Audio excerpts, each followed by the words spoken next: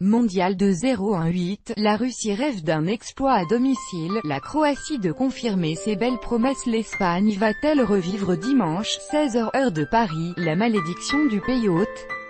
C'est le rêve de toute la Russie avant le huitième de finale de son Mondial 2-0-1-8, qui verra aussi la Croatie affronter le Danemark, 20h, pour tenter de confirmer les belles promesses entrevues lors de la phase de poule.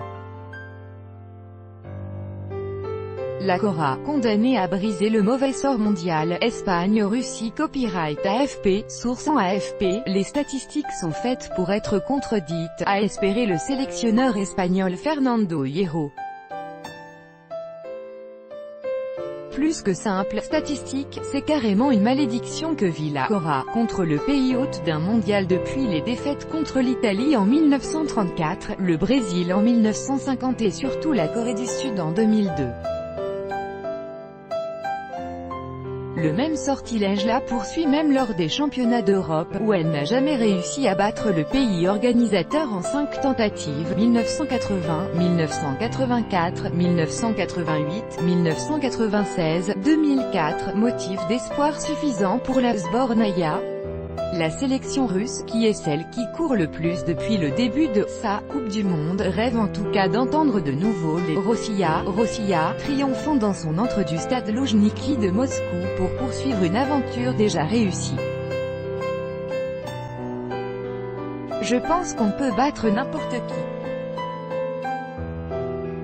On peut toujours gagner et c'est ce en quoi on doit croire, juste penser à la victoire, a lâché sans complexe l'ancien milieu russe du Real Madrid Denis Cherichev, qui connaît par cœur ses prochains adversaires évoluant presque tous en Liga. Ce sont des éliminations directes, un match de vie ou de mort. Une grande responsabilité pèse sur les deux équipes parce que tu ne peux plus rien changer après le match. Si tu perds, tu es dehors, a prévenu son sélectionneur Stanislav Cherchechov, conscient que le poste de son homologue ne tient qu'à un fil. Nommé juste avant le mondial, Fernando Hierro joue déjà son premier match à Quito, doublé une partie de son avenir après avoir succédé au pied levé à Julen Lopetegui, coupable d'avoir négocié son départ au Real Madrid avant le début de la compétition. Si son équipe a montré des signes de fébrilité malgré sa première place dans le groupe B, l'occasion est belle pour lui d'avancer dans la partie de tableau la plus favorable. En cas de succès contre la Russie, les Espagnols pourraient en effet affronter en quart le vainqueur de Croatie-Danemark, et en demi l'Angleterre, la Colombie, la Suède ou la Suisse.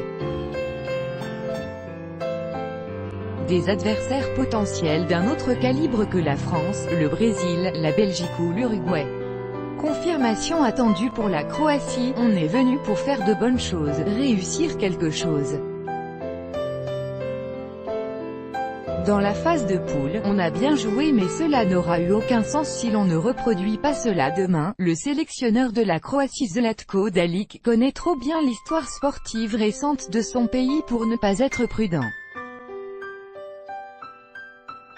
Le capitaine et milieu de la Croatie Luka Modric contrôle le ballon lors d'une séance d'entraînement, le 30 juin 2018 à Nijni Novgorod. Copyright AFP, Dimitar Bilkoff brillant également lors du premier tour de l'Euro 2016. La sélection aux damiers s'était ensuite écroulée dès le premier match coup-près.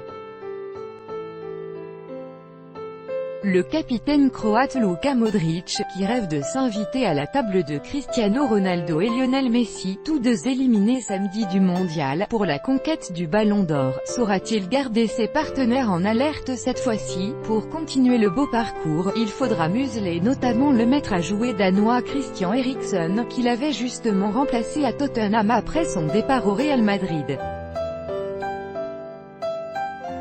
Je ne me considère pas moins bon que lui, prévient le Danois. Modric a gagné un nombre incroyable de récompenses. Bien sûr, l'équipe du Real Madrid l'a aidé mais il a joué à un très haut niveau. C'est le type de joueur contre lequel vous aimez vous mesurer. Mondial, Croatie-Danemark. Copyright AFP, Kuntian. Ça pourrait aussi être un match entre Modric et Eriksen en milieu de terrain. Ça serait intéressant et ce serait super pour les supporters, a déclaré le sélectionneur du Danemark Eije Hareide, convaincu que ce duel sera l'une des clés du match. Reste que la Croatie ne se résume pas à Modric. Dans le sillage des Ivan Rakitic, Mario Mandzukic ou encore Ivan Perisic, le pays des Balkans jouit d'une nouvelle génération capable de faire oublier celle des Boban, Šuker et Prosinecki qui avaient fini 3e du mondial un 9-9-8 en France. C'est sûrement la dernière occasion de le faire. Tout droit de reproduction et de représentation réservé, copyright 2018, Agence France Presse.